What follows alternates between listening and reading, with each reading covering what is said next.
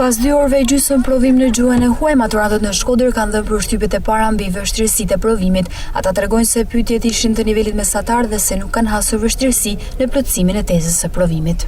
Nuk ishte i vështirë, domethënë i kam bërë gjitha, besoj që jam do mirë. Provimi më duk shumë i lehtë, nuk ishte ndonjë gjë, një sigurisht kena para përgatitur edhe me provime provë që kena bë, edhe sigurisht që kena pas edhe konsultimet.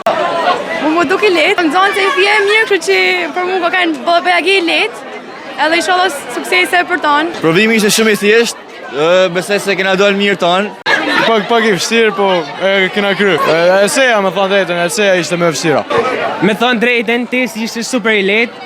Përveç esejës që ndoshta eseja ka dashur i thjesht zhvillim, tema ishte herë shumë e bukur. Për maturantët, provimet më të vështira janë ai gjuhës shqipe dhe matematika. Gjuha është gjithmonë i fje, athik me dy presa domethënë. Një vit qëllon i vështirë, një vit qëllon i lehtë, nuk e di. Normal, kam nevojë për përgatitje. Me provu veten, si më thon. Kena me mësue, kena me bërë testet provë, dhe sigurisht inshallah dalim sa më mirë. Ma vështirë matematika besoj, po mundon ja shuka pak. Për matematikë. Me vëmë matematika besoj se do të jetë më vështira. Matematika më duke fije si edhe matematika ishin tezat kalume të lehta, por kam ide që gjuha ose letërsia do të ketë fije më vështirë. Provimi i gjuhës së huaj u zhvillua në anglisht, frëngjisht dhe italisht. Me 10 qershor, maturantët do t'i nënshtrohen provimit të dytë të maturës shtetërore, atij të gjuhë letërsisë.